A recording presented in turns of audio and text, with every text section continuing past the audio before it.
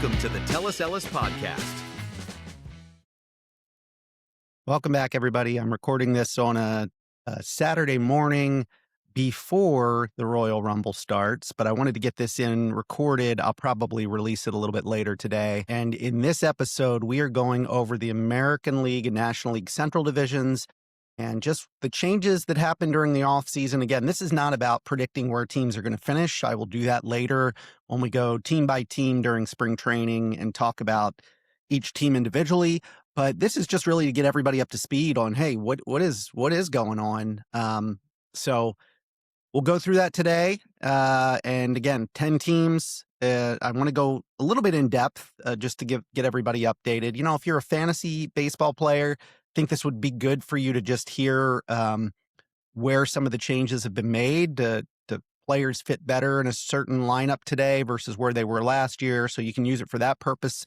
Or if you're just a huge baseball fan, it's good to know what changes have happened. So without further ado, as I always say, we'll get into this. Before we do, though, if you could, please follow me on my social media channels on X and on Instagram. It's at TellusEllisHQ. Follow me on YouTube at Ellis Media. All of our podcasts are posted to YouTube. And really, it gets the biggest following out of all the channels. We're on Apple, we're on Spotify, but YouTube seems to be the choice. Follow us there. Make sure you subscribe. Click the like button if you like the episode, and would really appreciate that. So now, without further ado, let's get into the American League and National League Central divisions.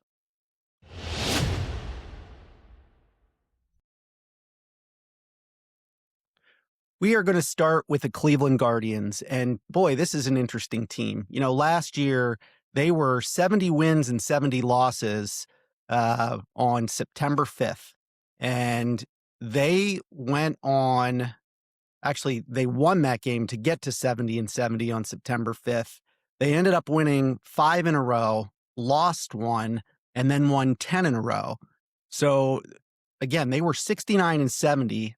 They ended up winning 19 out of 23 to finish the year and win the division. And then they go into the wild card playoff and lose. And I just had to set that background for you. It was a big, I don't know if it was a big collapse by Detroit as much as it was a big rally by the Guardians. But let's talk about it. Like, is this a team that could potentially win the Central Division with that lineup and pitching staff and so forth? As always, I like to start with what's going on. Who are the free agents that are still out there? It's really only 2, Will Brennan and John Means. John Means obviously means a lot to me just because of his Oriole connections in the past, battled injuries and so forth, but they are still free agents that were on the Guardians team at the end of last season.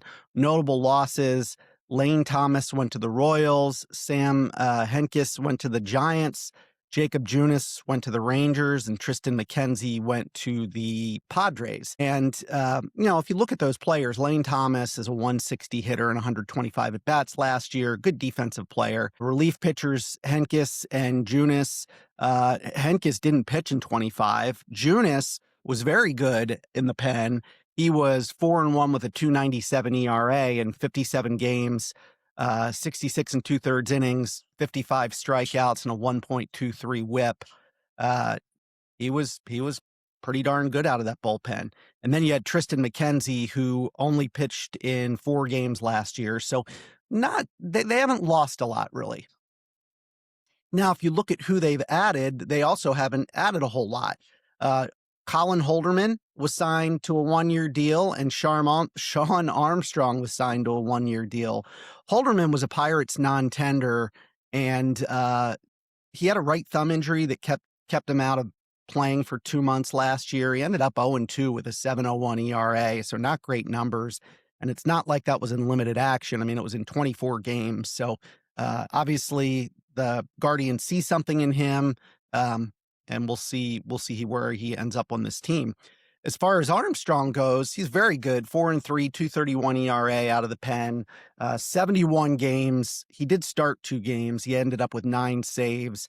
74 innings, 74 strikeouts, 0.81 whip. So when you think about it, you're exchanging Junis for Sean Armstrong in that bullpen. So not a lot of changes for the Guardians. If you look at their team last year and how they kind of, you know, how did they look? I mean, they were a poor hitting team, no doubt about it. 29th in baseball in average, 29th in OP or on OPS, 29th in on base percentage as well. Starting pitching was average, 10th in ERA, which is good, 18th in whip. And then their relief pitching, their bullpen was really the dominance of this team, and it's largely intact from a season ago. Their bullpen finished third in ERA and fifth in whip last year. So that's something that they have going for them, both their starting pitching, which is decent, and then their relief pitching, which is super good. So let's look at 2026 now, just looking ahead. Emmanuel Clase, one of the best relievers in baseball, um, obviously involved in some type of betting scandal. I do not. He's on the restricted list. I would be shocked if he would play again this season. So we just kind of have to count him out. When you look at their starting pitching, I said their numbers were average. I look at the starting pitching, it's okay. Gavin Williams was really good last year, pitched to a 3.06 ERA, 167 and 2/3 innings, only gave up 130 hits. He struck out 173 batters. Feels like a pretty legitimate top of the rotation guy. He's 26 years old. Tanner Bibby, I think we expected a little bit more out of him last year. He pitched to a 4.24 ERA in 31 games, 182 innings pitched, 170 hits, 162 strikeouts. Feels like a middle of the rotation guy right now. Then you get into Slade Sassoni, him of the 4.30 ERA variety, 132 innings, 125 hits, 109 strikeouts. Again, feels more like a number four starter, maybe back end of the rotation. Logan Allen, 4.25 ERA last year, 156 innings, 157 hits, 122 strikeouts. And then I expect the fifth starting pitcher to be Joey Cantillo. I think I'm saying that right. Cantillo. He did pitch to a 3.21 ERA last year and 95 innings, only gave up 78 hits and struck out 108. So again, it feels like an average rotation. You've got couple guys with upside, couple guys that feel like they're back of the rotation. What I do expect, though, is their bullpen to be kind of where they dominate. Cade Smith is going to be their closer, 2.93 ERA last year, 73 and 2/3 innings, only 55 hits, 104 strikeouts, 16 saves. And then setup guys, you've got Hunter Gaddis, and now you're adding in Sean Armstrong. Both of them, Gaddis 3.21 ERA, 2.31. Armstrong, I think I shared this, 74 innings. He only gives up 40 hits, and he strikes out 74. He is a veteran, 35 years old now, but feels like they have a really good closer, really good back end of that bullpen. Eric Strabowski, 1.84 ERA in limited action last year. I say limited, 29 and a third innings. He struck out 42 batters, only gave up 14 hits.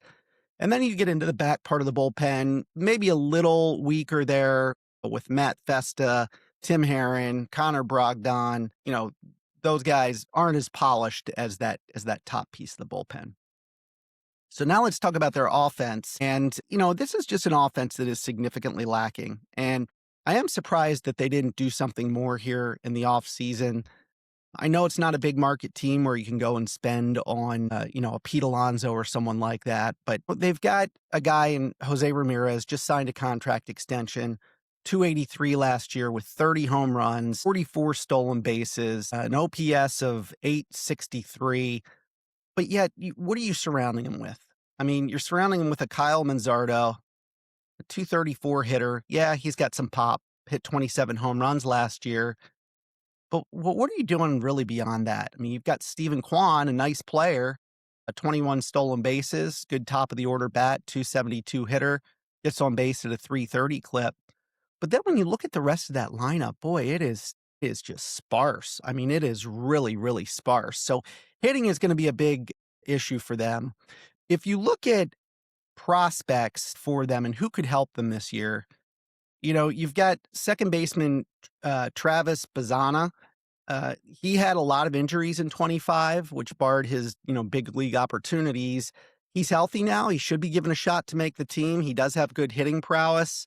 Um, I would love to see a guy like that make the team, and hopefully they don't let economics get involved with that. You also have Chase DeLauder, who is an outfield prospect. By the way, Bazzana is the number 22 prospect in baseball. And when I say that, I'm referring to Baseball America. Bazzana's number 22. Chase DeLauder's number 34.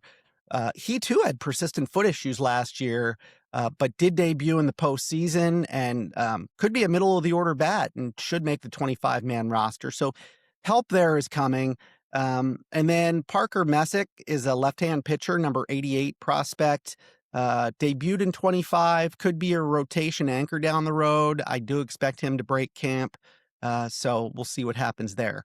And they've got a couple others, prospects, number 56, number 67, and number 89. Ralphie Velasquez is 56, but he's only 20 years old. Big 6'3", first baseman, big time exit velocities when he's hitting the ball. Aggressive hitter, but he does have strike zone recognition. Could be an everyday first baseman down the road. Again, probably will not make the team. We probably won't see him in Cleveland this year. Angel Gano, I'm going to call it. Number 67 prospect is a shortstop. Good hit tools. Could be a 15 to 20 home run guy. Great defense. Needs to stay healthy. He wasn't again in 23 and 25. So Guardians have some injury bugs here. And then finally, number 89 is Braylon Doughty. He's 20 years old. He was the 36th pick overall in the 24 draft. And he had a really good debut in low A ball. Could be a future rotation piece. So there is help coming, I think, on the offensive side for the Guardians. Again, average starting staff, really good bullpen, especially back end of the bullpen, and then some hitting that needs work. So let's move on now to the Kansas City Royals. And again, let's talk about the players that they lost. They lost, still free agents, I should say. They've got Adam Frazier. Frazier, 267 last year, 7 home runs, 44 RBIs, 8 stolen bases. That was with both Pittsburgh and Kansas City. Randall Gruchuk is still a free agent out there, 228 hitter, 9 home runs, 27 RBIs, mostly with Arizona. He then came over to Kansas City. MJ Melendez is an outfielder that is still unsigned, and Luke Maile is a catcher. It might be Maley. Catcher that is unsigned. So maybe they will end up signing one or some of those players. They have lost the following. They lost Mike Yastrzemski to Atlanta. Yastrzemski, I've said it before when we were covering the Braves. I've always liked Yastrzemski. 233 hitter last year, but with some pop, 17 home runs, 46 RBIs, 736 OPS with 7 stolen bases. They also lost a lot of pitching. Michael Lorenzen, starter, now 7-11, 4.64 ERA. That doesn't do much for you, but he did eat up 141 innings for him. They lost in a trade with Milwaukee, Angel Zerpa, 5-2 out of the pen with a 4.18 ERA. Hunter Harvey, very injury prone, actually only pitched in 12 games last year for them. He's with the Cubs now. They lost Taylor Clark to Arizona, 1-1 with a 3.25 ERA out of the pen, 51 games, 55 1/3 innings. So 0.85 whip. So good bullpen arm. And then Jonathan Bolin in a trade with Philadelphia, they lose him. He was 1-2 with a 3.86 ERA. So, they did lose some bullpen pieces that is going to potentially hurt them. When you look at their relief pitching last year, they were 7th in ERA, 12th in whip. So they had a pretty good bullpen, but again, lost some pieces. But now let's talk about what they added. So Matt Strahm, in a trade with the Phillies, comes over, and Strahm is going to inject more life into a pretty good bullpen. Strahm was 2-3 with a 2.74 ERA, 66 games, 62 1/3 innings pitched, 70 strikeouts, a 107 whip, a lot to like with Matt Strahm. They also added from Milwaukee in a trade, Nick Mears. He was 5-3 with a 3.49 ERA last year in 63 games, 56 2/3 innings pitched, 46 strikeouts, a 0.97 whip. So you are replacing some of those bullpen arms with Strom and Mears. They also added Lane Thomas. Lane Thomas, he was a 160 hitter last year, only 125 at bats, can play some nice defense in the outfield. They added via trade with Milwaukee Isaac Collins. Collins has a little bit of pop, 263 with 9 home runs, 54 RBIs, 16 stolen bases.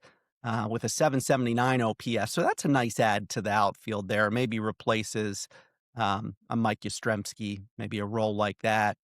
And then in a trade with Tampa Bay, they bring over center fielder Cameron Misner, or Meisner, 213 with 5 home runs and 22 RBIs last year for Tampa, only a 618 OPS. They also added Alex Lang in the bullpen.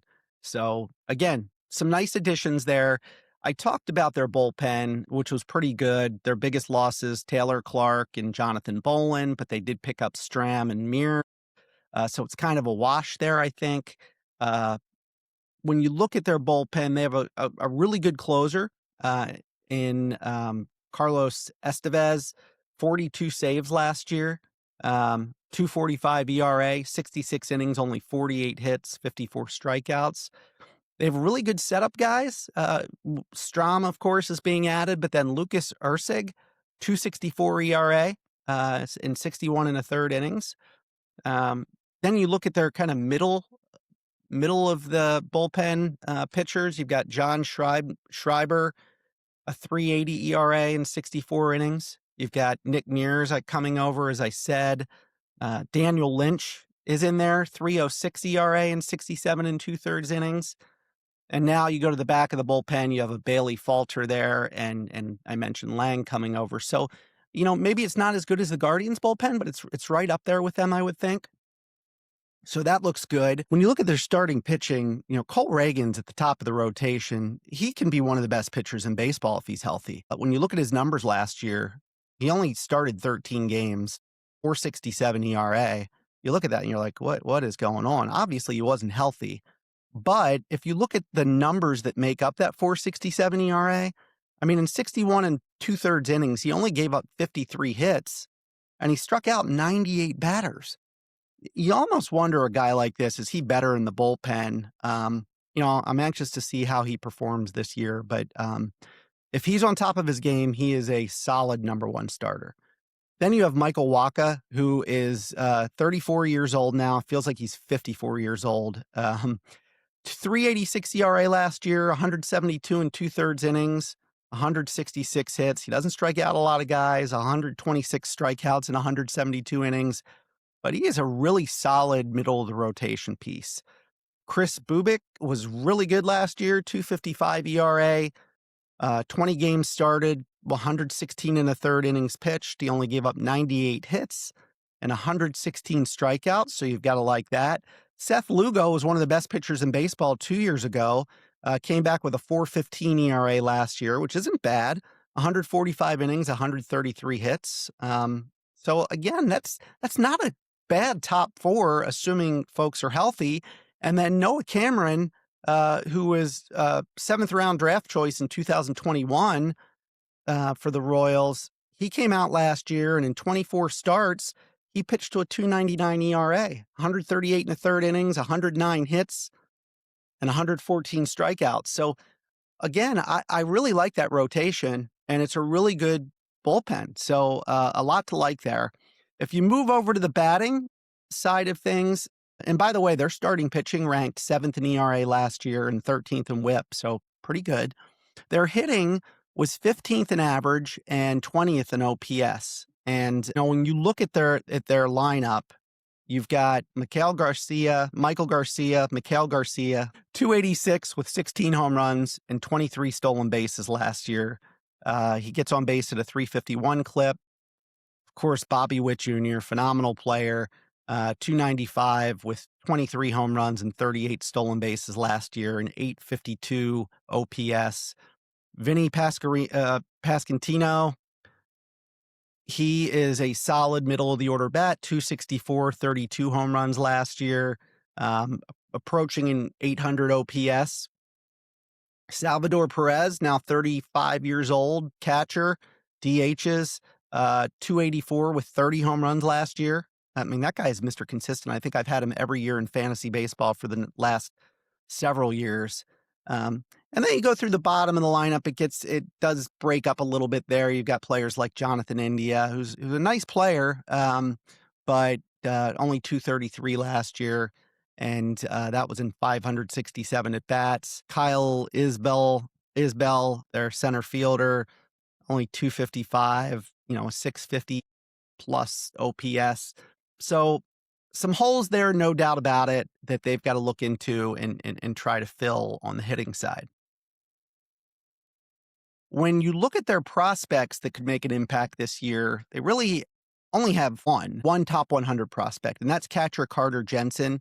He's 22 years old. He's 11th in prospect rankings in Baseball America. Potent bat, a defense that's improving. He's probably ready to take over at catcher. I think he's likely to make the opening day roster, which would be great. Add him in there at catcher, move a Salvador Perez maybe to DH. So that's good. They also do have an 18-year-old prospect. He's a Venezuelan prospect. He's number 82 in baseball. He broke out in 2025. Obviously, he's not going to have an impact in 26. But yeah, usually you think of the Royals as this good young prospect team. It's not quite as much of that this year, but again, I really like this team. I think they're solid. That takes us to the Detroit Tigers. So the Tigers, again, this is a team that led the division and was trying to fight off the Guardians, weren't able to do it, and ended up losing the division to them. So the Tigers on July 8th were 59-34. 59-34. Amazing. Again, that was on July 9th. And when I look at it, they were in first place and they had a 13-game lead. 13 games. In fact, they were as high as a 14-game lead at one point. But on that date, they won, they beat the Rays, and they were 59-34. They then proceeded to lose 6 in a row, won a game, and proceeded to lose 6 more in a row. And by the end of the season, they finished, after 59-34, they finished the year 28-41 and lost out to the Guardians. Unbelievable. In fact, when you look at it, they lost, let me see here, 1, 2, 3. They lost 3 in a row starting September 11th. So, by the way, September 10th, they had a 9.5-game lead. A 9.5-game lead on September 10th. They won a game against the Yankees, 11-1. They then lost 3 in a row, won a game against Miami, and lost 1, 2, 3, 4, 5, 6, 7, 8 in a row. They beat Cleveland. They lost to Boston. They beat Boston, and then they lost to Boston. And they ended up losing their lead on the last day and finishing second in the division. Is that unbelievable or what? I want to check. It was not a wire-to-wire season. They went into first place on April 1st, though. So I'm sorry, I'm getting sidetracked here. I want to talk about the team, but boy, that is a historic collapse of epic proportions. So let's talk about what they have lost. Who is out there still in free agency that was with them last year? Alex Cobb didn't pitch in 2025, but would have been a really good veteran presence for them.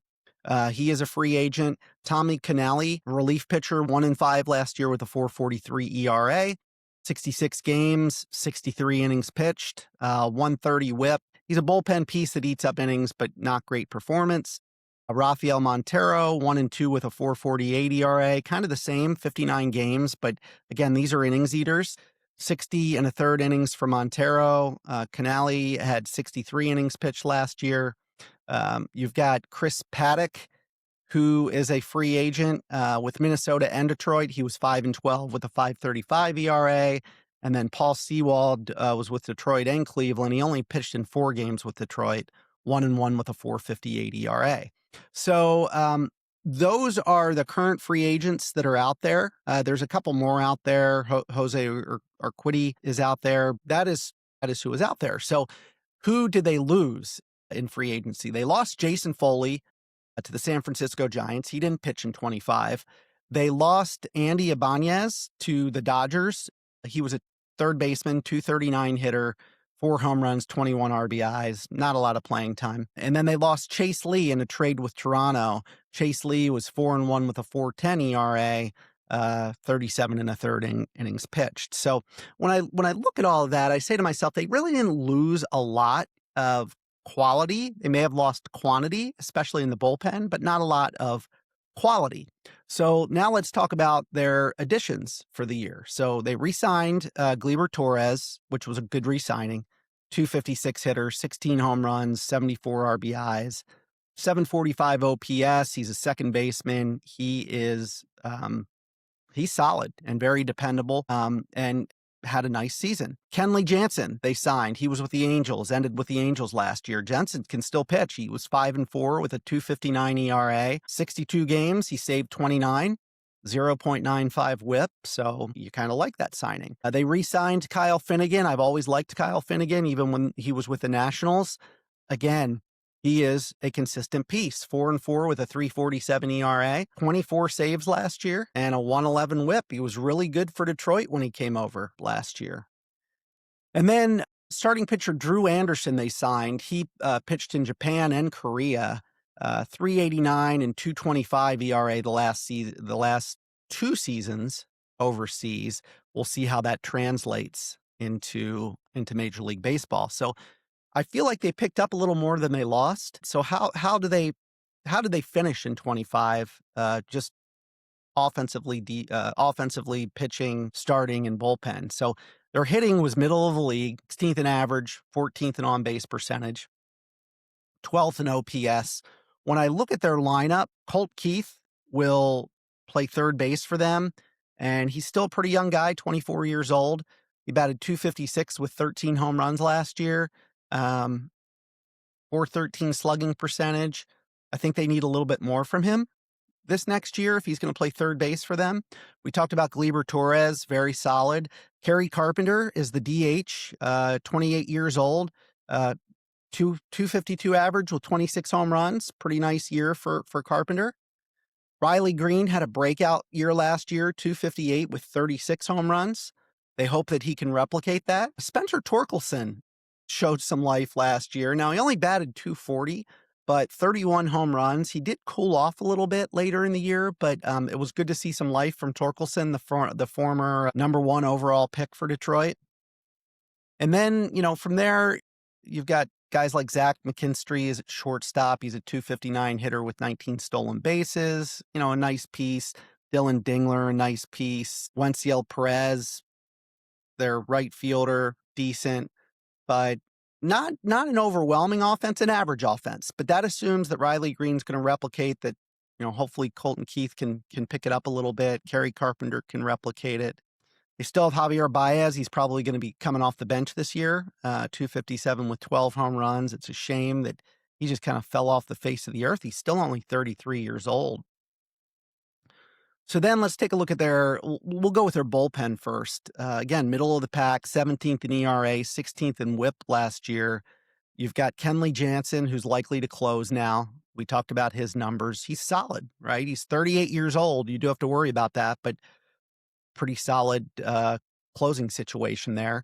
Your setup men, you can put Finnegan now. He doesn't have to close. He can move to a setup guy. Again, 3.47 ERA. Will Vest will be a setup guy, 3.01 ERA, 68 and 2/3 innings, 61 hits, 75 strikeouts. Very solid. Middle relievers, Tyler Holton with a 3.66 ERA.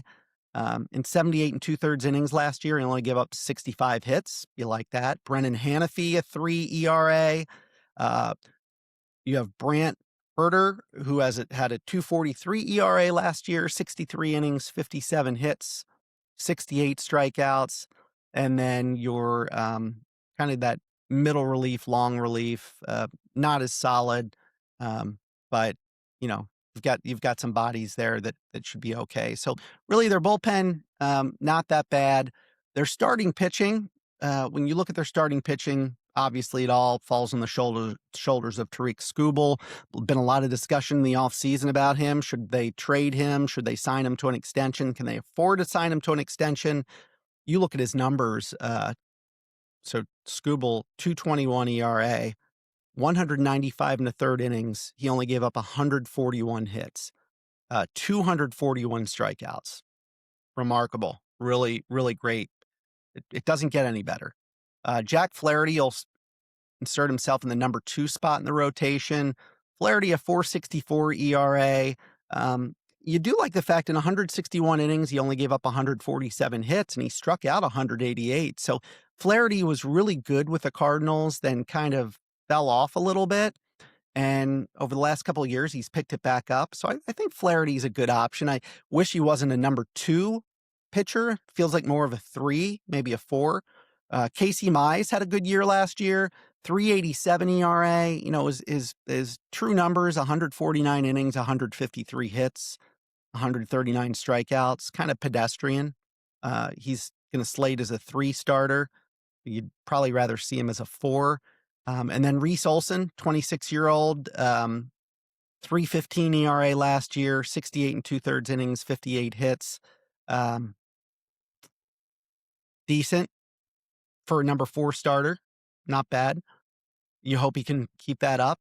And then we'll see what Drew Anderson has coming over from Asia and how he'll fare. So interesting stuff there.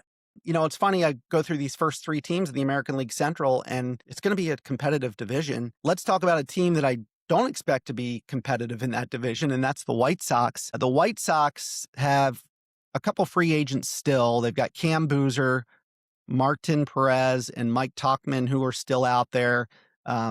Perez is probably the one that was the most effective last year. 1-6, not great, but a 3.54 ERA, 10 games started, 56 innings, 44 hits, and a 1.11 WHIP. So who knows if they'll re-sign him. Cam Boozer's out there, 5.52 ERA in relief. Tauchman, 263, 9 home runs, and 40 RBIs. They lost Luis Robert, again, when I did the East podcast, I noted that I never know how to say his name, but wasn't very productive for them last year. Felt like they had to make a move. They got a nice return for him. He's no longer on the team. Tyler Alexander is with Texas now, 5-14 with a 4.98 ERA. He started five games. You have Michael Taylor, who retired, and then Miguel Castro only pitched in 6 games. So their biggest loss was Robert, who ended up with the Mets. But again, he's coming off a season that wasn't productive. It is a shame. A couple years ago, that White Sox team made the playoffs. They had these young players, young stars, both on the pitching and hitting side, and it absolutely fell apart. Now, they did make some additions, which were pretty nice. They brought over Munetaka Murakami from Japan. He's a third baseman, first baseman. You know, you look at his numbers in Japan, 286, a 1.051 OPS. Got to like that. 24 home runs, 52 RBIs, 28 plus home runs per season from 2019 to 2024. We have to see how that translates again. They brought over Sir Anthony Dominguez, who pitched for Baltimore and Toronto last year, 4-4 with a 3.16 ERA. Good numbers, 62 and 2/3 innings pitched, 79 strikeouts.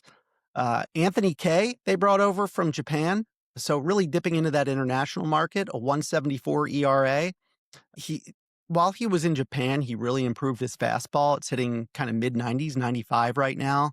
So it'll be interesting to see what he does. And if he has a good year, is he a trade chip down the road? Luis Angel Acuna came over in the Mets trade. Not a 16 stolen bases, but a 234 hitter. Sean Newcomb was with the Boston and the A's last year. He's a kind of swingman, starting pitcher, relief pitcher, 2-5 with a 2.73 ERA, 48 games, 92 1/3 innings pitched, 135, a 135 WHIP. And then Jared Kelenic, boy, this guy, I used to collect his baseball cards. He was a top 10 prospect. love this guy and just kind of fell off the table. He was with Seattle. His one rookie card said MLB player for the Seattle Mariners, the 2000, I think it said 2023 World Series champions or something like that. Obviously, this was before 2023. I think the Mariners have more of a chance to win the World Series than Kalenic does being a meaningful part of a team. Not trying to be mean here, but just 167 last year, so he was signed to a minor league deal. Again, once a top prospect. So that's who they brought on. So nice pickups, really, honestly. I think it was a nice job to make this team a little more meaningful and hopefully add some excitement to Chicago, the South Side. When you look at their lineup, and let me just cover this really quickly. Last year, they were 27th in average, 27th on base percentage, 28th in OPS. There's not a lot there. Colson Montgomery, he'll be 24 years old by opening day. He was a first-round pick, 22 overall back in 2021. 239 last year with 21 home runs. OPS was good, 830, 840, something like that. So that's nice. See how he develops. He's a shortstop. Miguel Vargas is 26 years old. He was considered a prospect with the Dodgers a while back. 234 last year with 16 home runs. Not bad. He's playing third base for them. Kyle Teal is a catcher, 23 years old. He'll be 24 by opening day, 273 with 8 home runs. Boy, I'm pulling it. I'm pulling at a lot of strings here. Edgar Quero is their DH. He DH'd last year, 268 with 5 home runs. He's a 22-year-old. Just not a lot to like there. We'll see what Murakami adds to the lineup, but it's going to be a rough year for the South Side this year. When you look at, I'll start with their starting pitching. Their number one starter is going to be Shane Smith. Smith was a Rule 5 pick out of the Brewers organization. And, last year, 146 and a third innings. He pitched to a 381 ERA, 145 strikeouts. He's 25, 26 years old. You have Davis Martin in that starting rotation. He's 29, 142 innings pitched, 136 hits. Doesn't strike out a lot of guys. Pitched to a 4.10 ERA. You've got Sean Burke, 4.22 ERA. If you can tell, I'm just not excited about this starting rotation. By the way, they were 21st in ERA last year, 27th in WHIP. Just not a lot to like there. We'll see what Anthony Kay does when he comes back from Asia and see how he can fare. Their bullpen last year, 18th in ERA, 23rd in WHIP.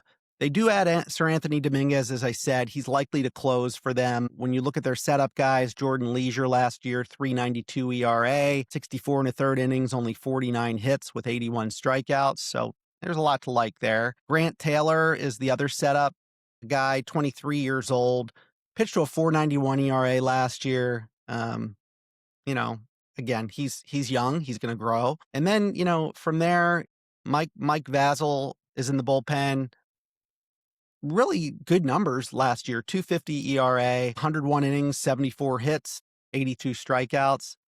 So that's good. The rest of their bullpen just not so great. When you look at prospects for them, this is positive. So you've got left-hand pitcher Noah Schultz, 22 years old, 6'9", lefty, great pitch mix.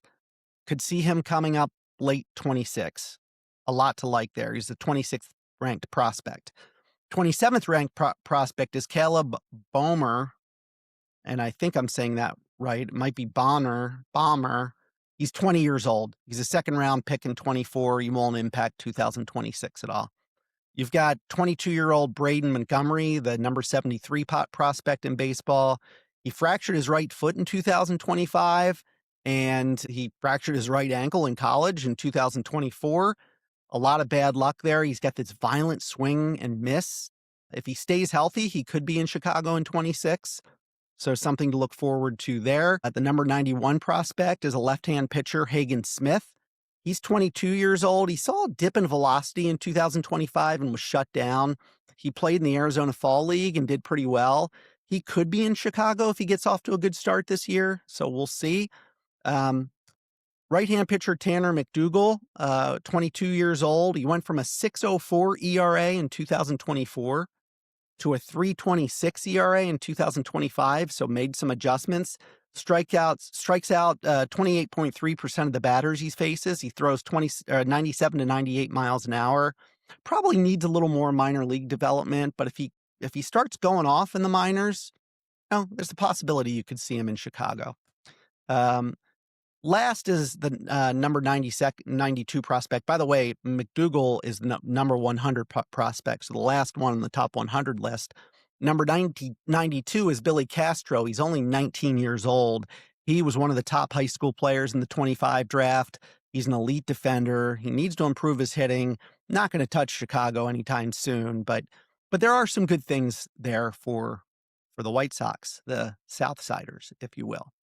So in the American League then, in the Central, that leaves us with the Minnesota Twins. Twins' current free agent, the only one that's out there is Christian Vasquez, 189 hitter with 3 home runs, and they have not really lost much. They have acquired a few players. Victor Caratini, really good catcher, really good backup catcher, 259, 12 home runs, 46 RBIs. Josh Bell was signed to a 1-year deal. I don't seem enthused about Josh Bell. You know what you get. You're going to get this 260 hitter with 20 home runs and 65 RBIs. Actually, last year he only batted 237, but you know what you're getting from Josh Bell. Taylor Rogers signed a 1-year deal, 3-2 with a 3.38 ERA, 57 games, 50 and 2/3 innings pitched, a 138 whip. So a nice bullpen piece. Eric Wagaman comes over in a trade with the Marlins. He's a first baseman, 250, 9 home runs, 53 RBIs. And then Orlando Arcia signed to a minor league deal. So the Twins, not a lot of losses, a couple additions. When you look at their team, let's start with their lineup. Last year, they were 22nd in average, 17th in OPS. Kind of a little worse than, I'd say they're in the 40th percentile as far as hitting. Byron Buxton, as long as he's healthy, he's going to hit really well. 64 with 35 home runs and 24 stolen bases last year. He is an enigma from a fantasy standpoint because as soon as you draft him, you've got to worry that he's going to get hurt. Luke Keyshaw is 23 years old. And in 207 plate appearances, he batted .302, 4 home runs, 14 stolen bases. Over an 800 OPS. He was a second-round pick in 2023, so some things to like there. We mentioned Josh Bell at first base. Matt Wallner is going to play right field for them. Wallner hit 22 home runs, but it came at the expense of a 202 average. Catching is Ryan Jeffers. 266 with 9 home runs. We mentioned Caratini can fill in there as well. Trevor Larnach is a left fielder, 250 average, 17 home runs last year. Royce Lewis is at third base. We all have waited for this guy to stay healthy. He's been hurt so much. He's now 20 years old. Finally, he gets 403 at bats last year and was a pedestrian 237 with 13 home runs, stole 12 bases, but for the Twins to compete, Royce Lewis is going to have to do something. Victor Caratini, when he's not catching, is probably going to DH. And then you have Brooks Lee playing shortstop. He's a 24-year-old, probably 25 by opening day. Not the strongest lineup here, some pieces, but not the strongest lineup. If you look at their bullpen was 26th in the league in ERA and 25th in WHIP. So that worries you a little bit. They've got Taylor Rogers, who's probably going to close for them, 3.38 ERA. With the Cubs last year, 50 and 2/3 innings, 47 hits, and 53 strikeouts. Your setup guys are Justin Topa and Cody Funderburk. Topa, 3.90 ERA last year, Funderburk, 3.51. Neither of them have great innings pitched to hits ratios, not a lot of strikeouts for them. Middle relief, outside of Eric Orze, who had a 3.02 ERA last year in 41 and 2/3 innings, just not a lot of arms there. So, that bullpen needs some help. And when you see a bullpen who is not even average, you ask the question, well, What does your starting staff look like? Can they carry you a little bit? At the top, you've got two pitchers that are really solid. You've got Pablo Lopez, 2.74 ERA last year. Now he was injured. He only pitched in 14 games, 75 and two-thirds innings, only 64 hits, but 73 strikeouts. If he can give you 180 innings, you feel really good about that. And then Joe Ryan has been superb. 3.42 ERA last year. In 171 innings, he only gave up 138 hits and he struck out 194 batters. So, you really like what you see from Joe Ryan. If Lopez stays healthy, you feel pretty good about that top two in the rotation. Bailey overslots at the third spot in the rotation, 5.10 ERA, not really good numbers last year. Not a lot of strikeouts. Simeon Woods Richardson, not a bad number 4 starter, number 5 starter. 4.04 ERA last year, gives up less hits than innings. And then, you've got Zebby Matthews and Taj Bradley filling out the back end of that rotation. Very top heavy rotation, very good on the front end. Middle is so-so. I'd rather see the middle at the back, but I'd say a below average below average bullpen with some upside in the front end of the rotation. And then, a batting order that's probably below average, just doesn't bode well for the Twins.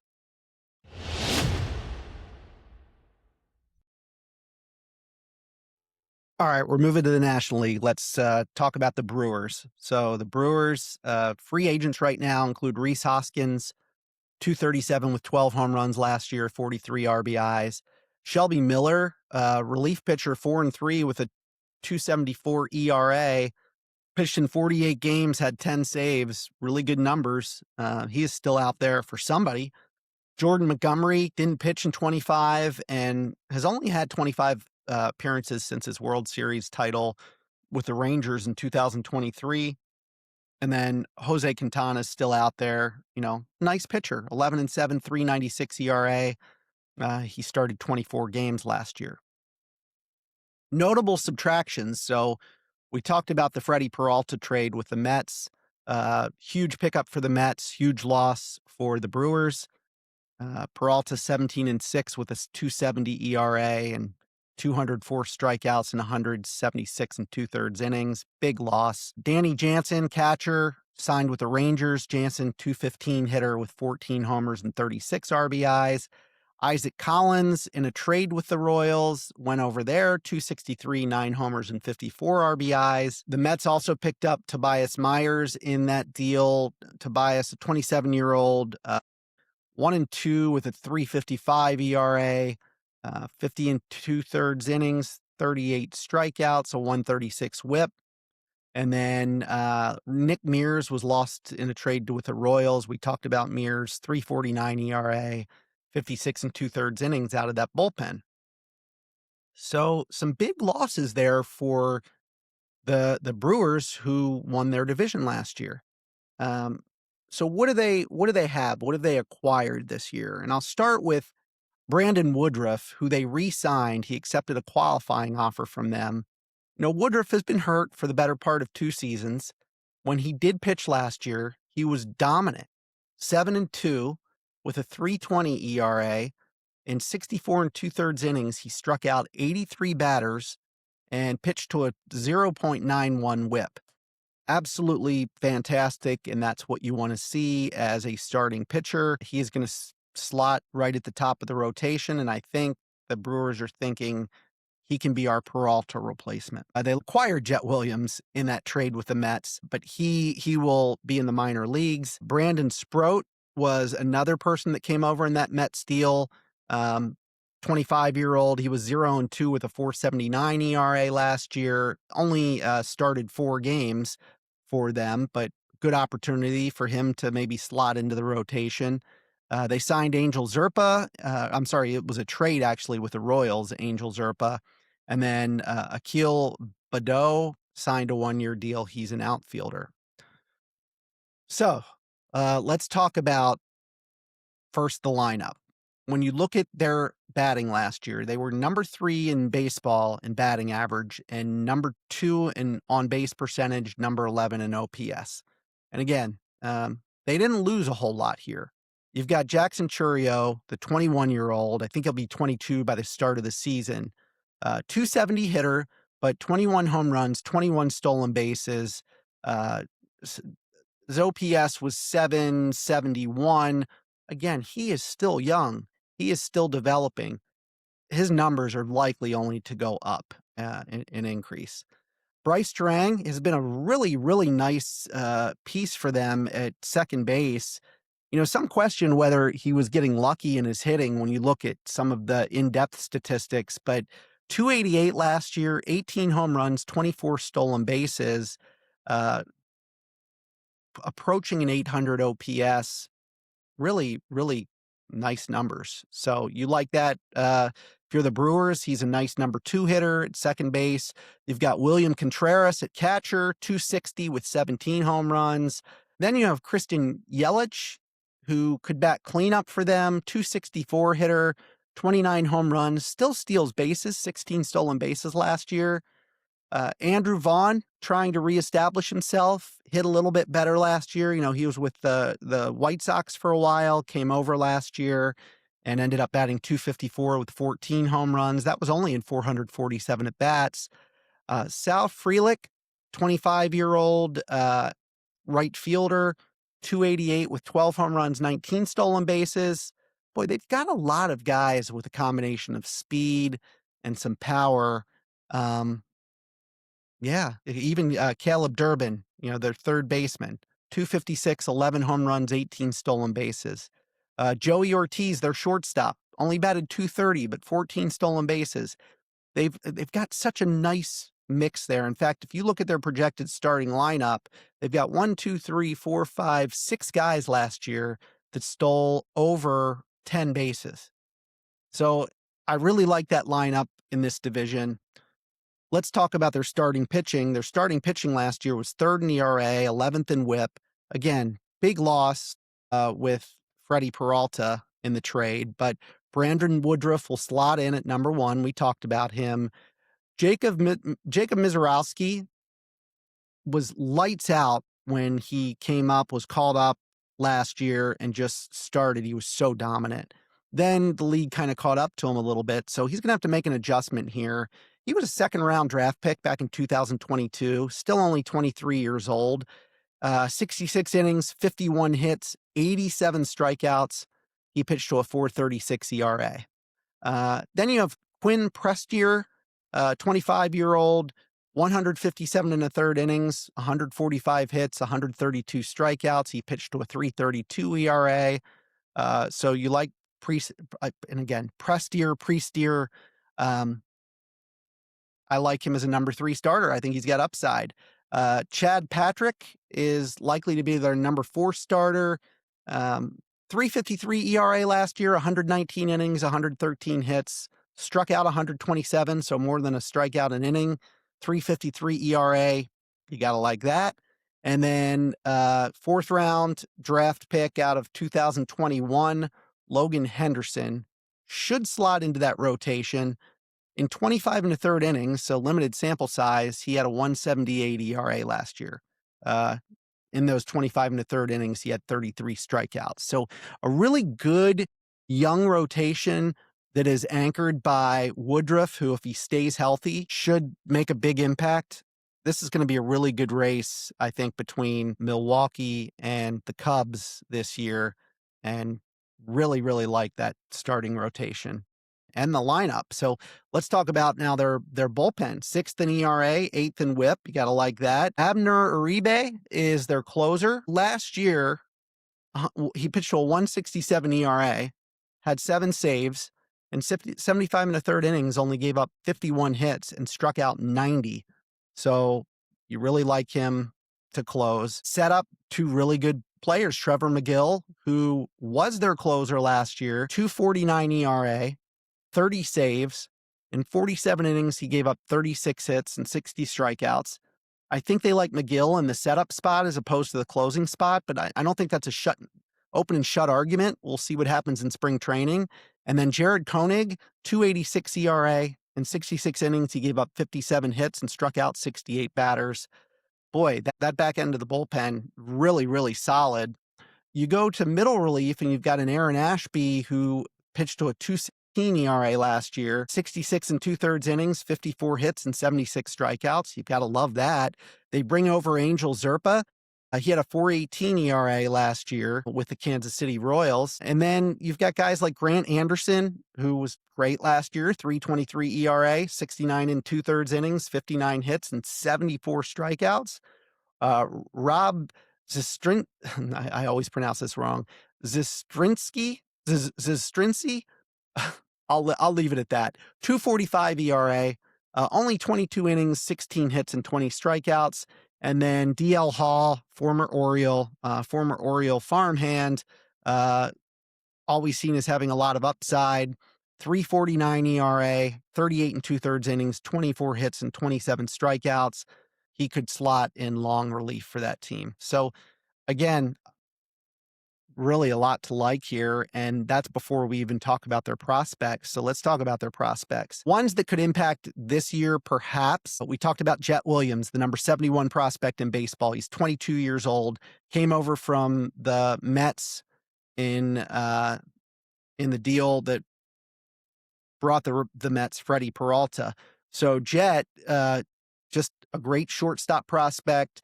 He is coming off of a couple wrist surgeries, but was strong in 2025 between AA and AAA.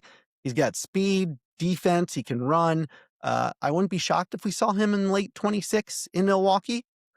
You also have Brandon Sproat, who came over from the Mets in that deal, 25 years old.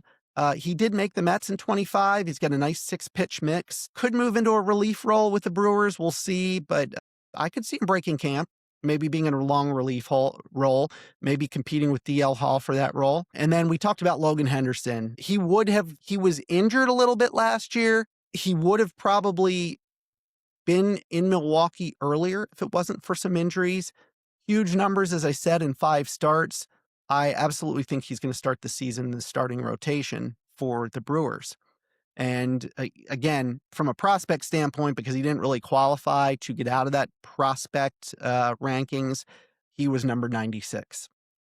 Now, they do have some really good other young talent in the minors. Number 4 overall prospect, Jesus Made, I believe it is. He's 18 years old. He is absolutely slashing with the bat. He's got a 70 hit tool, 60 power, could be in Milwaukee as a teenager, but I'm not going to say he's going to be there this year. 18 years old still. They have the number 47 prospect in Luis Pena. He's probably a year or so away, but he can run. He is fast. Again, shortstop, second base prospect. And then number 50 prospect is also a shortstop. So you've got Jesus Made, Luis Pena, Cooper Pratt, Jet Williams, all shortstop prospects. Pratt is 21. He's probably a tick below Made and Pena, but could arrive soon. Maybe this year. We'll see. So, look, I think the sun is bright in Milwaukee. Let's see what they do. That moves us to the St. Louis Cardinals. The Cardinals have 2 unsigned free agents. John King, 2-1 with a 4.66 ERA last year, 48 1/3 innings, 28 strikeouts, a 1.63 whip. I could understand if they don't want to re-sign him. I'm always a big, hey, he gave him innings last year. Very true. Miles Mikolas is the other. Mikolas, he's stuck in St. Louis a long time with some very mediocre seasons. Last year, 8-11 with a 4.84 ERA. Gave him 156 1/3 innings. Again, that's important. Only struck out 100 batters. It's funny, when you look at a picture of Miles Mikolas, he looks absolutely like a 70s player. I can't help to think of Don Stanhouse with the Orioles back then. So kind of one of those vintage looks. Unfortunately, he's got some vintage ERA and whip, a vintage from teams of a bygone era where you just threw guys in to take the hits and lumps late in the game. They have lost officially in a trade with the Red Sox. They lost Wilson Contreras, a big bat, 257 hitter with 20 home runs and 80 RBIs. Sonny Gray also went to the Red Sox in a trade, 14-8 with a 4.28 ERA. And then Nolan Arenado, 237 hitter with 12 home runs and 52 RBIs. He was traded to the Diamondbacks. So you did lose some offense there if you're St. Louis, and a St. Louis team that was below 500 last year. Kind of makes you wonder what they were doing with Contreras there. But who did they acquire? Well, Dustin May comes over in a one-year deal. May is still a younger guy with 2 Tommy John surgeries behind him, 7-11 with a 4.96 ERA last year, 132 in the third innings, 123 strikeouts, a 142 whip. If he's going to get fixed, I think he's going to get fixed in St. Louis. He was a really great prospect, had a year where he pitched really well for the Dodgers. We'll see what he can do with St. Louis. Brandon Clark came over in a trade with the Red Sox. He's a starting pitcher, but he is very young. He'll probably start the year in at the most Double-A ball. Richard Fitz came over in the trade with the Red Sox. Fitz 2-4 with a 5 ERA. Started 10 games, 45 innings, 40 strikeouts.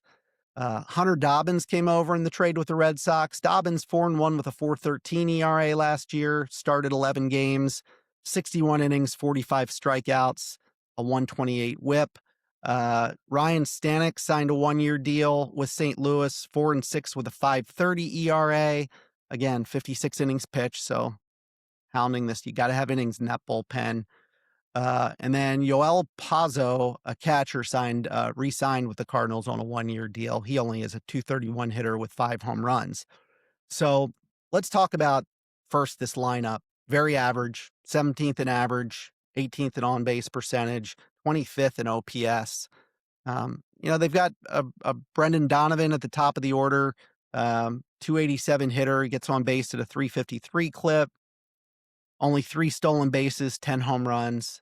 Ivan Herrera, 284 hitter with 19 home runs, 8 stolen bases. He's 25 years old.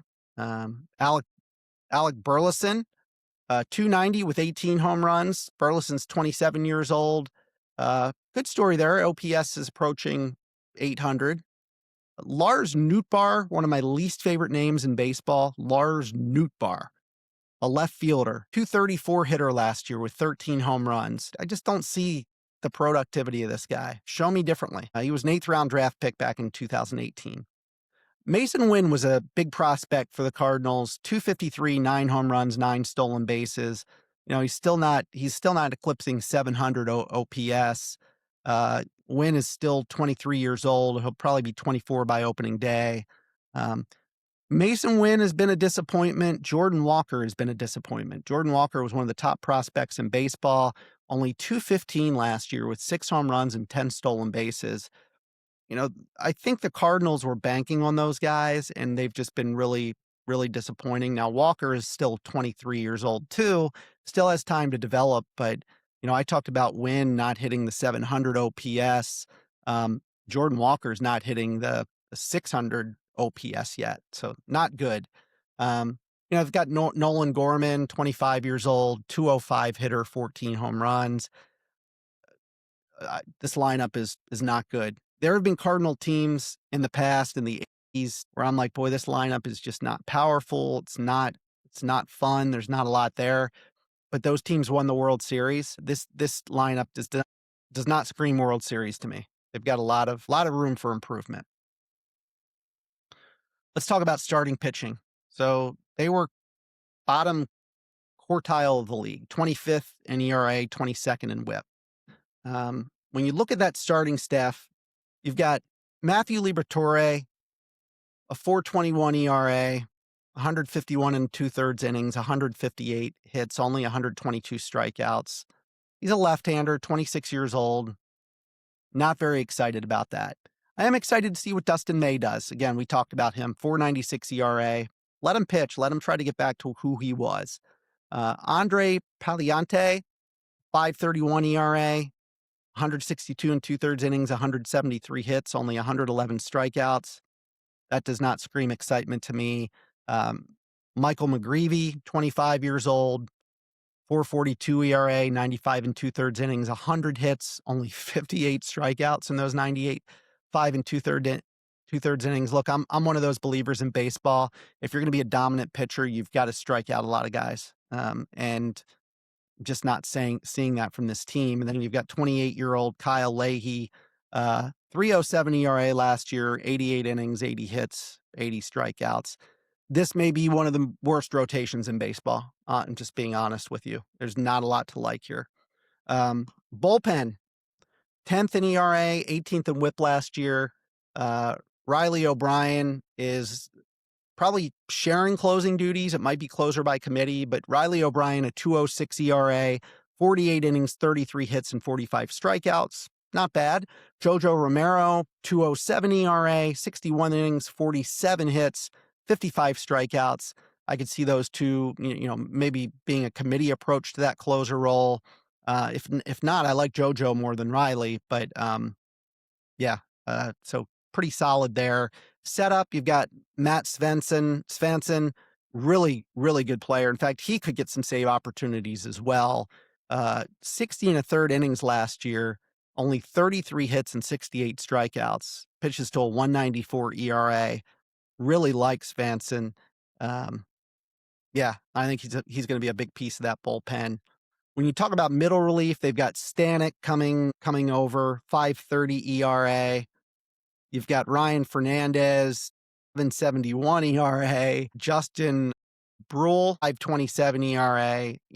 As strong as that first three of their bullpen is as bad as the back part of the bullpen is. So again, I don't want to get into team previews, predictions, but I'm not feeling very good about this team. When you talk about prospects, you've got J.J. Weatherholt, who is the number 3 prospect in baseball. He's 23 years old. He was a great pure hitter, came from West Virginia, above average tool grades. He should make it to St. Louis in 26. Mason Wynn, you have some pressure on you here. Weatherholt is a shortstop, so a lot to like there. You've got left-hand pitcher Liam Doyle. He's 21. He's got an elite fastball. He does need to develop some other pitches, or he could be relegated to the bullpen. He's not ready for St. Louis yet. I don't think he will make this team this year. We'll see.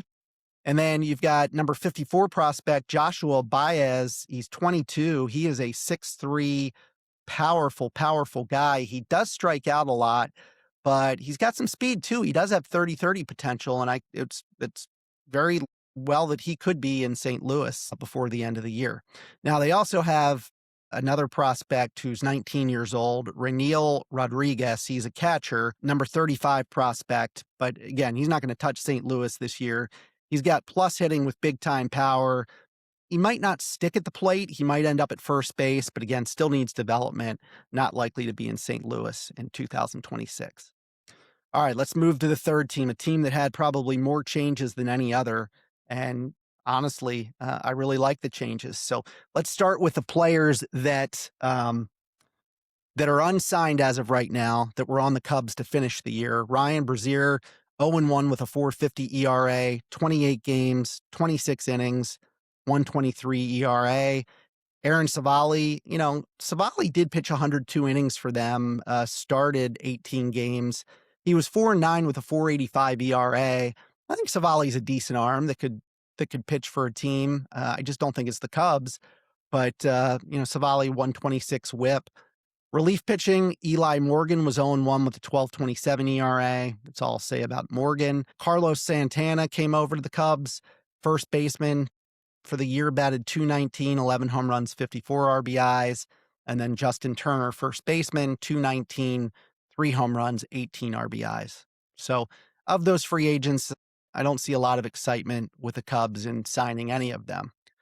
But now let's look at who they lost, because this was pretty significant. First, Kyle Tucker. Say what you will about the Dodgers signing him. 66 hitter, 22 home runs, 73 RBIs, 25 stolen bases, and 841 OPS.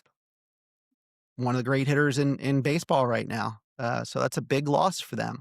Andrew Kittredge signed with my Orioles, and it was a weird deal because I think Kittredge was pretty good, and the Orioles got him essentially for nothing in a trade 4-3 with a 3.40 ERA last year. In 53 innings, he struck out 64 batters and was a sub-1 WHIP.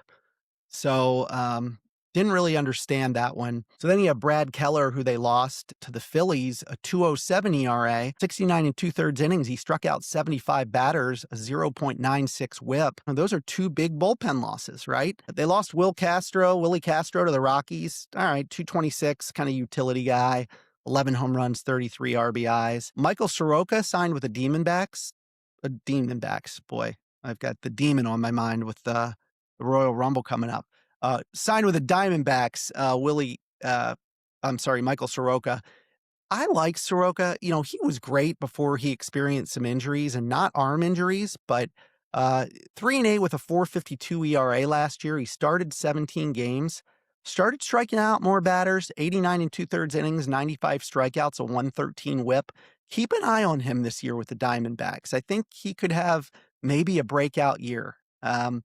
They lost Drew Pomerantz to the Angels, another really good bullpen arm, 2-2 with a 2.17 ERA, 57 games, 49 and 2/3 innings, 57 strikeouts, and a 107 WHIP.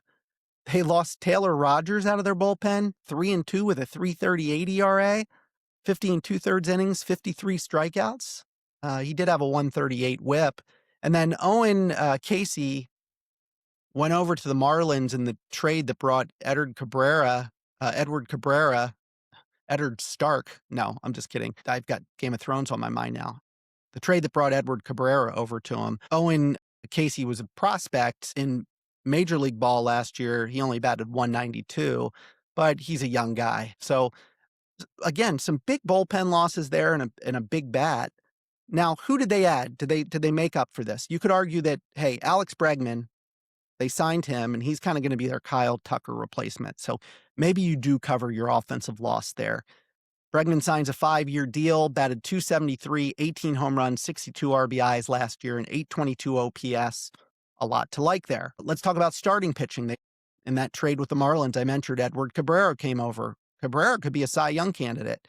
3.53 ERA last year with the Marlins, 8-7, 26 games started, and 137 and 2/3 innings. He struck out 150 batters, pitched to a 123 WHIP. They re-signed Shota Amanaga.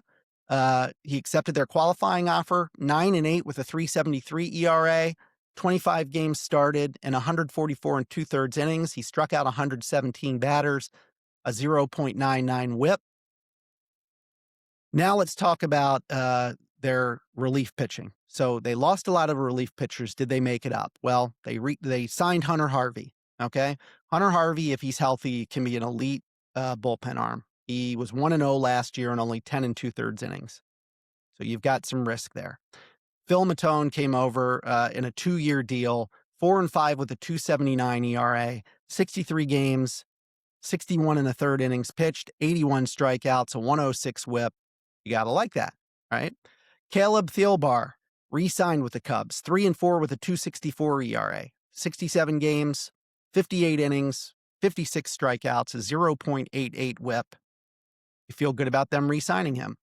Hobie Milner, a 1-year deal, 3-4 with a 3.84 ERA last year, 73 games. He pitched 70 and a third innings and struck out 58 batters with a 127 WHIP. All right. Last relief pitcher they signed. So they completely remade their bullpen. Jacob Webb signs a 1-year deal, 5-4 with an ERA of 3, a WHIP of 1.03, 66 innings, 58 strikeouts. That's over 55 games. They also signed Tyler Austin, a first baseman, to a 1-year deal. But when you look at it at the end of the day, it's like, okay, the Cubs lost Tucker, brought in Bregman, feels good. Lost a bunch of bullpen arms, brought in a bunch of bullpen arms. Kind of feels like a good wash there. But they did sign Cabrera and re-signed Amanaga. So let's take a look at their team overall now. From a hitting standpoint, they were 13th in average and 10th in on-base percentage and 7th in OPS last year. I like this lineup. You've got Michael Busch at first base, 261, 34 home runs last year. Again, a lot to like, an 8+860 OPS. Bregman slots at third base now, Again, 273 with 18 home runs.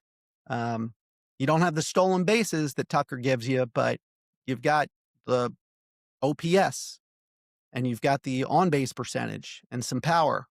You've got Ian Happ in left field. Only 243 average, but he does hit for power, 23 home runs. You've got Sia Suzuki in right field.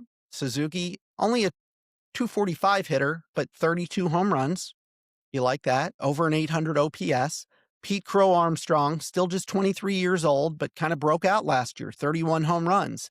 Again, some of these guys don't hit for the average, only 247. Pete Crow Armstrong. Nico Horner. You do get average from Nico Horner, 297. Not a lot of power, but he steals 29 bases. And by the way, Pete Crow Armstrong stole 35 bases last year. Dansby Swanson, 244 hitter, 24 home runs, 20 stolen bases, power and speed. And then you've got youngster Moises Ballesteros. He is slotted potentially to DH last year, 298 average, over 800 OPS. Now you're only talking in 66 plate appearances, 22 years old. So we'll see what he brings.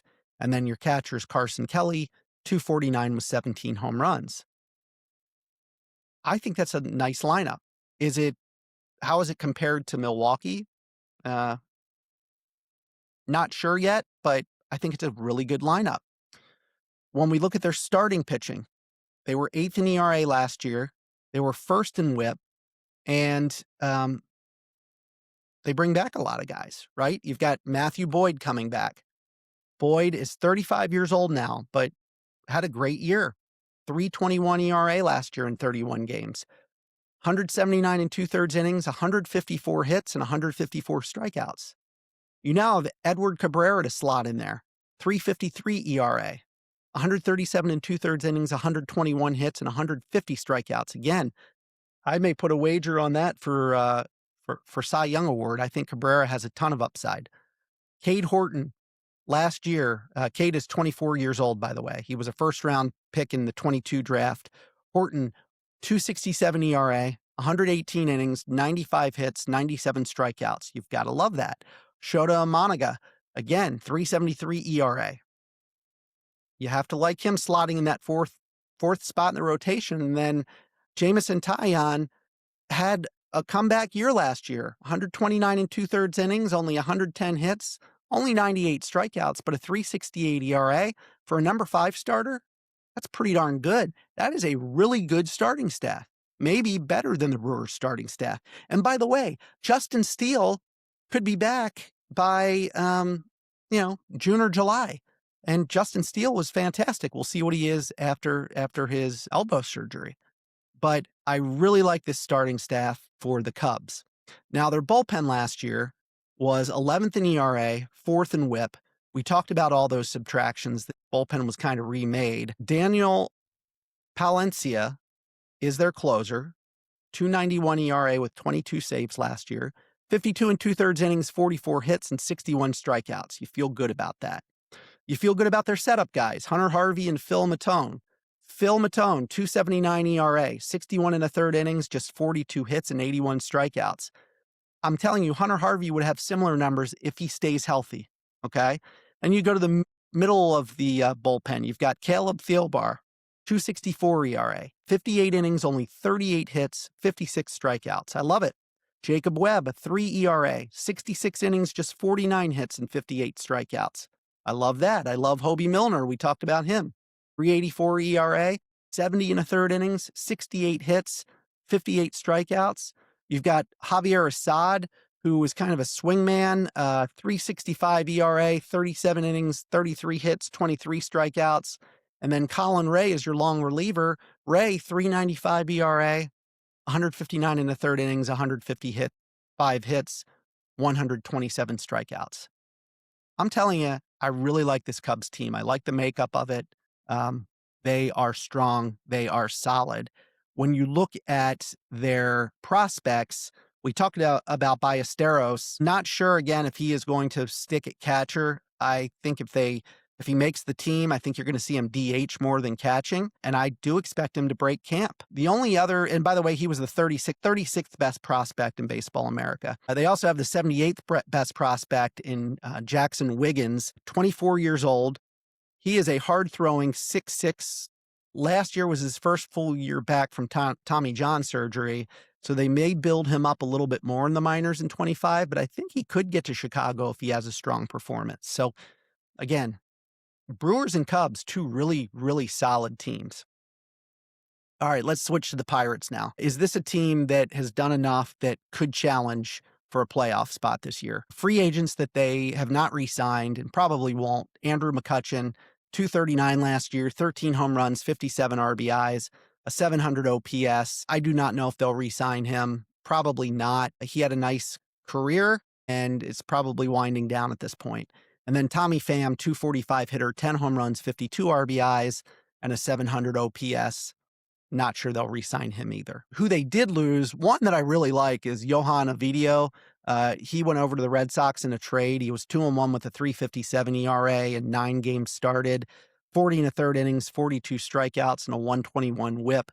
I liked him. I think the Red Sox are going to benefit there. They also lost Mike Burrows in a 3-team trade with the Rays and Astros. Burrows was 2-4 with a 3.94 ERA. In 19 games started, he pitched 96 innings, gave up 97 hits with a 1.24 WHIP. And then relief pitcher Colin Holderman signed with the Guardians. I'm not going to talk much about him. 24 games, he had a 7.01 ERA. So that's who they lost. Now let's talk about who they acquired or signed. So Brandon Lau came over in a 3-team trade with the Rays and Astros. 256, 31 homers, 83 RBIs, a 784 OPS. I love that. Second base, put him in there. Huge offensive punch. Ryan O'Hearn, first baseman, outfielder. Now, O'Hearn has platooned most of his career. Are they going to ask him to be the everyday guy? He batted 281 with 17 homers and 63 RBIs last year, 803 OPS, made the All-Star game. If he can do it as a full-time player, it's a great move. Absolutely great move by the Pirates. They signed Gregory Soto to a 1-year deal. Soto, good bullpen arm, 16 1/3 innings, 70 strikeouts, pitched to a 4.18 ERA and a 143 WHIP. So a good innings eater. Jake Mangum came over in the 3-team deal with the Rays and Astros, 296, 3 home runs, 40 RBIs, 27 stolen bases, a good bench guy for you. 698 OPS, not great, but again, if he's coming off the bench to pinch run and play some defense, great. They signed Mason Montgomery, or actually he came over in that 3-team trade with the Rays and Astros. Mason Montgomery 1-3 with a 5.6 ERA. He did throw 46 innings in the bullpen. Not great numbers for him. And then they signed, there's no way I can ever pronounce this name, Jostnoxlin Garcia in a trade with the Red Sox. He had 7 at-bats last year. I'm not even going to say another word about it. So they lost some. I think they added more than they lost. Let's talk about their lineup. So last year, 28th in average, 23rd in on-base percentage, 30th in OPS. Need some improvements there. Did they do enough? You've got Spencer Horowitz at first base, 272 hitter, 11 home runs, OPS 770, 780, somewhere in that range. Decent. Probably want a little more punch at first base. Maybe that's where they can plug in Ryan O'Hearn and see what happens there. We talked about Brandon Lowe, second base, plug him right in, 256, 31 home runs. You've got to like that. Again, OPS 780 plus, so not bad. Brian Reynolds has got to have a comeback year. Reynolds was this, great prospect years ago, only batted 245 with 16 home runs, and that was in 654 at bats. He's got to do more than that. His OPS was 720. That's one of the things that's, brought down the OPS for this team. When you have that many at bats and your OPS is at that level. We talked about O'Hearn coming in. That's exciting. Nick Gonzalez, who was a first-round draft pick back in 2020, He's got to start hitting better. 260, only 5 home runs and 408 at bats. Not hitting 700 from an OPS standpoint. If he's not going to do it, you're going to have to maybe move on from him. He's a shortstop. O'Neal Cruz had a very disappointing year, only batting 200. Look, I say very disappointing. Disappointing from a batting average standpoint, disappointed from an on-base percentage standpoint. This guy was a 38 stolen base guy, but he's only getting on base less than 30% of the time. His on-base percentage is 298. You need more from him than that. You need more than a sub 700 OPS. Yeah, he's got 20 home runs, but you hope that O'Neal Cruz recovers and, does more for that team. So then you've got the bottom end of the lineup, not great either. So, there's some potential here, but things have to click with guys like Brian Reynolds, O'Neal Cruz. Ryan O'Hearn has to be what he has been the last couple of years. Nick Gonzalez has to pick it up. Yeah, they just have to improve on the hitting side. If you look at their pitching, starting pitching, 6th in ERA, 6th in WHIP, led by, of course, Paul Skeens. Skeens, maybe the best pitcher in baseball right now. Him, maybe Skubal. Skeens, 197 ERA, 187 and 2/3 innings, 136 hits, struck out 216 guys. A number one starter in baseball, period, end of story. There was, talk, do you trade him? Look, the Pirates need to sign him and sign him long-term. Keep this guy.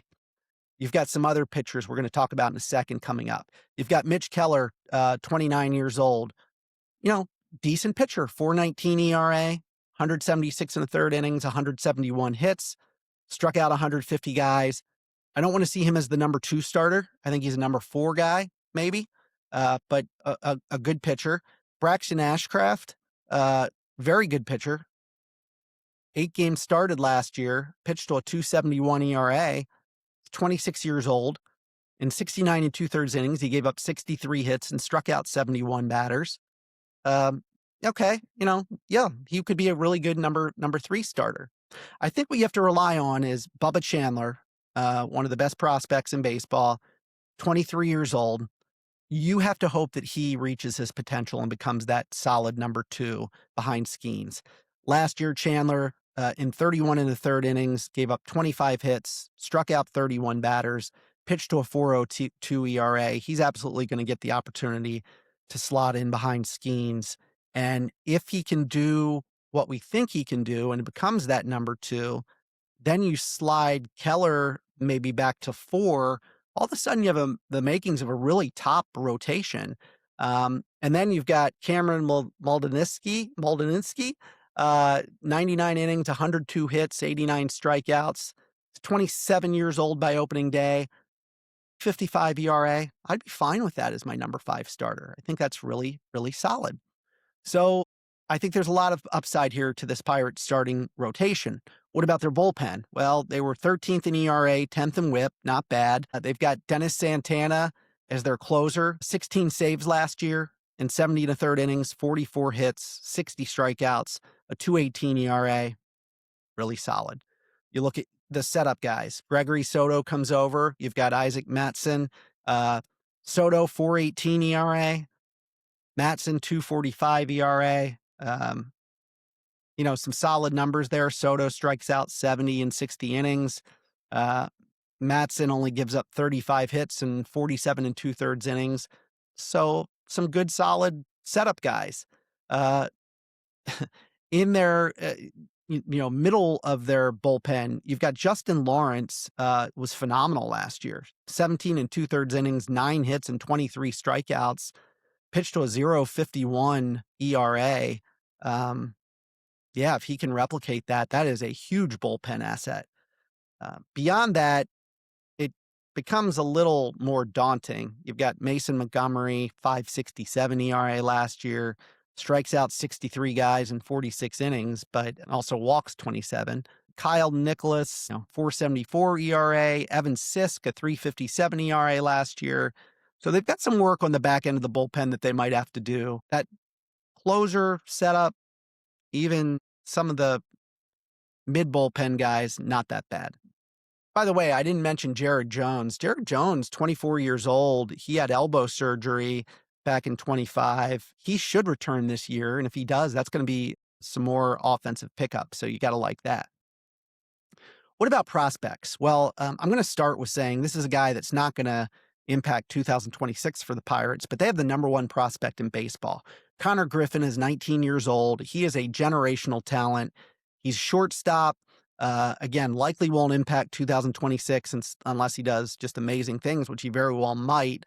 But a lot to like there, having that number one prospect. Again, you see the makings of really strong potential Pirates team, which is why I implore them to sign Skeens to a long-term contract. Bubba Chandler, we talked about it. He's the number 15 prospect in baseball. He's going to get a chance to start this year. 23 years old. They've got Bubba's probably the only one that's going to impact as a top 100 prospect going to impact the Pirates this year. They do have Edward Florentino, the number 28 prospect in baseball. He is an outfielder. He's only 19. He's got plus power. He's got a plus hit tool. He can steal. Not a great defensive player yet, but again, not going to impact 2026. And then they have the number 38 prospect, Seth Hernandez, who's only 19 years old. Throws in the upper 90s, can touch 100, huge, solid legs, a very physical presence, big frame. Again, likely won't impact 2026. So that is the Pittsburgh Pirates, which leaves us with one more Central Division team, and that is the Cincinnati Reds. The Reds made the playoffs last year. So what did they do? Have they improved? What do they look like? So let's talk about the free agents that they currently have. They've got Miguel Andujar, third baseman outfielder, 318 hitter, 10 home runs, 44 RBIs, and an 822 OPS. Had a really nice year. I think they should sign him. Scott Barlow, relief pitcher, 6-3 with a 4.21 ERA, a 139 WHIP, 68 and a third innings. So if they don't re-sign him, they lose some innings there. Austin Hayes, ex-Oriole. I have partiality to him. 266 hitter, 15 home runs, 64 RBIs, 768 OPS. That is an absolute typical Austin Hayes line. Zach Littell is starting pitcher that they have not re-signed yet, 10-8 with a 381 ERA last year, 32 games started, and 186 and two-thirds innings. He pitched to a 110 WHIP, only 130 strikeouts, but he's a good starting pitcher. I'm surprised they haven't re-signed him. Wade Miley only pitched in 3 games for him last year. He probably will not be re-signed. Brett Suter, a relief pitcher, 1-2 with a 4.52 ERA last year. 129 WHIP, again, 67 and two-thirds innings. If you don't re-sign him, that you've got to make up somehow. And then one of my favorite pitchers, Nick Martinez, 11-14 with a 4.45 ERA. Great swingman, 40 games, 26 of them he started, 165 and two-thirds innings, 116 strikeouts, a 121 WHIP. I like Nick Martinez. I think they should re-sign him. If not, I think the Orioles should sign him. I like him a lot. So they're all out there and available. Who they will not have next year is Gavin Lux. He was part of the 3-team trade with the Angels and Rays. Gavin Lux, a former top prospect in baseball. Last year, 269, 5 home runs, 53 RBIs. Pedestrian, so I don't think you're losing a lot there. What have they added? What have they picked up? Well, J.J. Bleday comes over. Bleday was a really good college hitter. There were some concerns about him translating his tool set to the big leagues, and he's yet to show that he can do it. Last year, 212 average, 14 home runs, 39 RBIs. Not an everyday player, 98 OPS. Let's see what he can do in Cincinnati. They did sign, let me mention one more position player, Dane Myers, in a trade with the Marlins comes over. Myers, 235, 6 home runs, 31 RBIs, a 617 OPS. Again, between Bleday and Myers, bench guys at best, but they can fill out a roster for you. Now, they absolutely kind of rebuilt their bullpen. Their bullpen was 14th in ERA, 17th in WHIP. Not bad, but they made a lot of changes here. We talked about who they lost. or who is a free agent right now, who they could lose. Scott Barlow and his 68 and a third innings, Nick Martinez and his 165 and 2/3 innings, and Brett Suter with his 67 and 2/3 innings. But they did acquire, they re-signed Emilio Pagan, 2-4 with a 2.88 ERA, a 0.92 WHIP, 68 and 2/3 innings, 81 strikeouts. They had to re-sign him. He pitched in 70 games last year. Re-signed him to a 2-year deal. Really like that. They signed Pierce Johnson to a 1-year deal. Pierce Johnson 3-3 with a 3.05 ERA, 65 games, 59 innings, 59 strikeouts, a 120 WHIP. All right, you're putting some good innings in there. They signed Caleb Ferguson to a 1-year deal, 5-4 with a 3.58 ERA, 70 games, 65 and a third innings pitched, 51 strikeouts, and a 116 WHIP. Great, you're adding talent to your bullpen. And then finally coming over in that 3-team trade with the Angels and Rays was Brock Burke. Burke, 7-1 with a 3.36 ERA. He pitched in 69 games, 61 and 2/3 innings. He struck out 52 and pitched to a 123 WHIP. So a lot of changes to the bullpen. Beyond that, not a whole lot of changes to this team. Let's talk about their lineup. Their lineup finished 19th in average, 19th in OPS. TJ Friedl had a really nice year, 261 with a 364 on base percentage, 14 home runs, 12 stolen bases. Not bad. Noel V. Marti, 263. He's a right fielder, by the way. 263, 14 home runs, 10 stolen bases. 24 years old. He needs to step it up a notch for this team to contend. Ellie De La Cruz, 24 years old. So exciting to watch. Batted 264, 22 home runs, 37 stolen bases. OPS 776. He needs to keep stepping it up. Again, he's only 24 years old, but keep stepping it up. Spencer Steer was injured 2 years ago, carried over into the beginning of last year, only batted 238 with 21 home runs, 722 OPS. You hope he recovers from the injuries that he had, because he was potentially a 2020 guy. Last year, he stole 7 bases, 21 home runs. You need Spencer Steer to step it up. So we talked about Marti, De La Cruz. Spencer Steer has to step it up. Sal Stewart is going to be in the starting lineup most likely. He's only 22 years old, batted 255 last year. We'll talk about him in a second because he's a good prospect. Tyler Stevenson, a nice catcher, 231, 13 home runs. Again, we talked about Blade. I really hope he doesn't play every day, but he might. Matt McClain, another guy coming off of injuries, only batted 220, 15 home runs, 18 RBIs. If he gets fixed, he could not only be a 2020 guy, he could be a 30-30 guy. But we have to see how he comes out next year. Only 26 years old. And then Ke'Bryan Hayes, 235 with 5 home runs and 12 stolen bases last year. So look, it's a lineup of potential. You don't win games on potential. You win games on success. This lineup has to step it up. Okay. Let's talk about the starting rotation. When healthy, Hunter Greene is one of the best pitchers in baseball. He was, again, hurt part of last year, pitched 107 innings, only 75 hits, 132 strikeouts. Really has kept the walks down to a minimum, 26 walks last year, 2.76 ERA. He is your number one starter. He just needs to stay healthy. Andrew Abbott, really nice story, 26 years old. Great year last year, 166 and a third innings, just 148 hits, 149 strikeouts. He pitched to a 2.87 ERA. Brady Singer is now 29 years old, 169 innings, 150 hits, 163 strikeouts. He pitched to a 4.03 ERA. Slots in nicely as a number 3, number 4 starter. You've got Nicky Lodolo, who pitched to a 3.33 ERA last year, 156 and 2/3 innings, 138 hits, 156 strikeouts. Tell you, that's a good number 3, number 4 starter. And then Chase Burns, who is 23 years old. Cracked the starting rotation last year, 4.57 ERA, 43 and a third innings, 41 hits, and 67 strikeouts. So there is some upside here to that starting rotation. Hunter Green has to stay healthy, and then guys like Abbott, Singer, Lodolo have to repeat their performances of a year ago. And Burns has to make his way into showing he's a solid number 3 starter.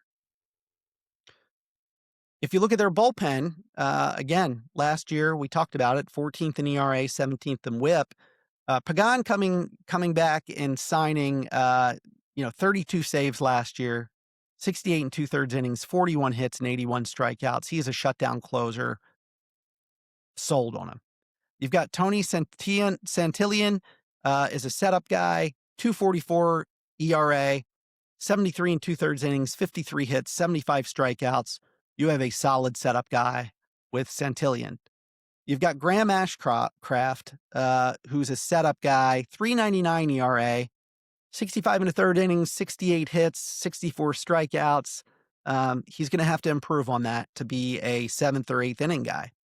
We talked about them bringing over a couple guys, Brock Burke, Pierce Johnson. Both of those guys, 3.36 ERA for Burke, 3.05 ERA for Johnson. Johnson strikes out a batter for every inning he throws. Both of them give up less hits than innings pitched. So some good mid bullpen guys. Caleb Ferguson's in there, 3.58 ERA, 65 and a third innings, just 54 hits and 51 strikeouts. And then when you're talking long relief, Connor Phillips, 2.88 ERA. Connor could actually make his way more into a setup role. Phillips, just 24 years old, 2.88 ERA last year, only 11 hits in 25 innings, and he struck out 32 batters.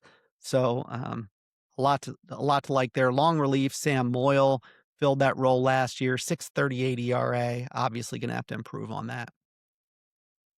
So, what does the prospect rankings look like for the Reds? Are they going to get some help? Well, we talked about Sal Stewart, 22 years old. Third base, first baseman, could DH as well. He's arrived already. He should break camp with the team. Power has showed up more often.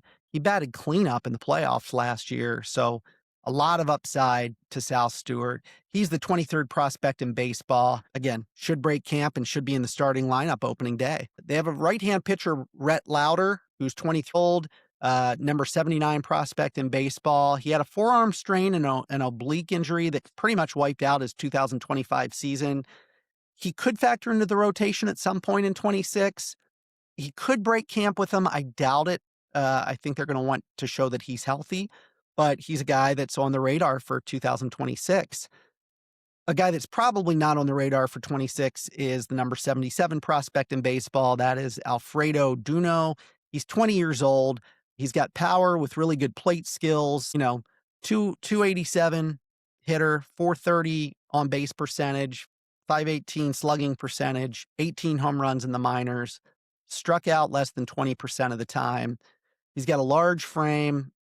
Again, a catching prospect, might not stick behind the plate, but time will tell. He's only 20, some time to develop. So that is the National League.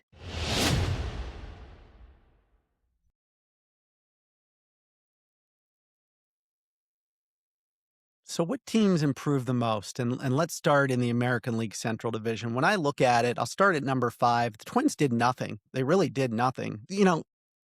I shouldn't say they did nothing. They added Carantini, a nice backup catcher, Josh Bell. Like I said, you get what you kind of expect there, a couple bench pieces. I just don't think they did enough by any means to improve this team significantly. The Guardians, I'll put a little bit above them.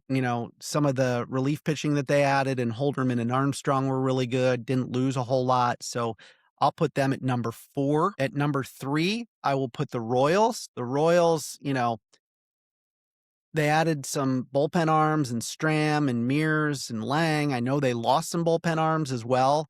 I think what they added is probably more than they lost, so I'll give them the number 3 slot.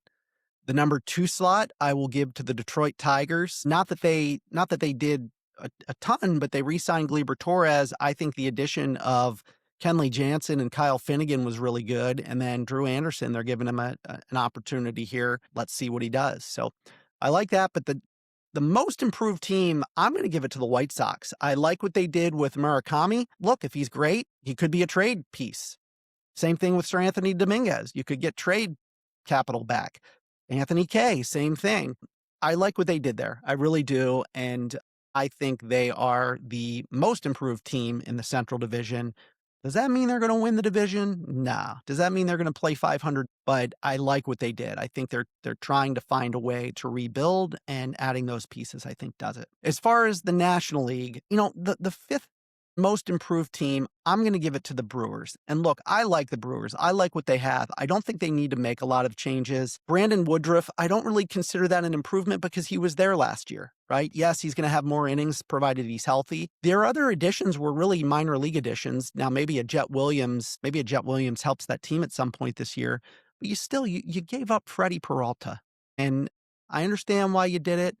But Peralta, Tobias Myers, you lost them. I just think that's a lot. And so I have them as the fifth most improved team. I gave the number 4 most improved team to the St. Louis Cardinals. They added some pieces. Dustin May, I like. We'll see what we can get out of them. They added some minor leaguers, just not a lot. And you lost Wilson Contreras via trade. You lost Sonny Gray via trade. I think they're the 4th most improved team. I could even flip-flop the Brewers and Cardinals, to be honest with you. The 3rd most improved team, I said, is the Cincinnati Reds.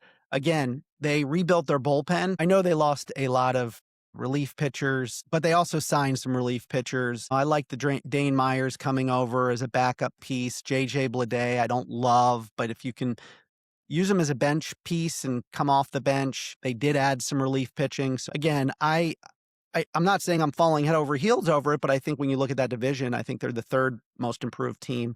I'll give number 2 to the Pirates. Really like the trades they made. Brandon Lau coming over. Ryan O'Hearn as a free agent. That was really great. Yeah, I think those pieces are good. And I think that could help a very struggling offense. I absolutely think the best team, most improved team, is the Cubs.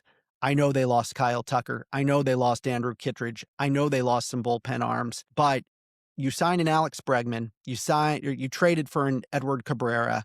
You re-signed Shota Amanaga. Hunter Harvey has a ton of upside. Phil Matone, really good relief pitcher. They brought in relief pitchers to replace what they lost.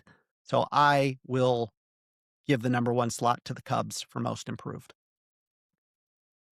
And that, my friends, is the American League and National League Central Divisions.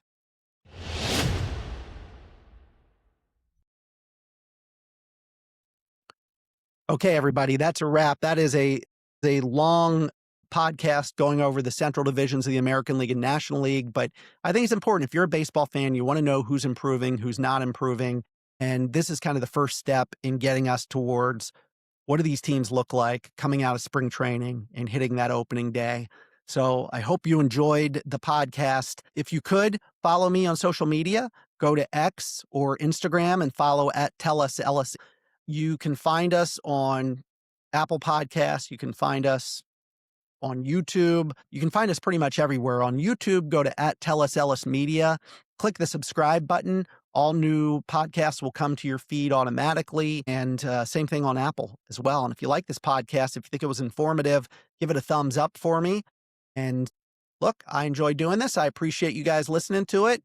Email me if you have any questions or want to hear about different things. Jamie at tellusellis.com. Until next time, we will see you later.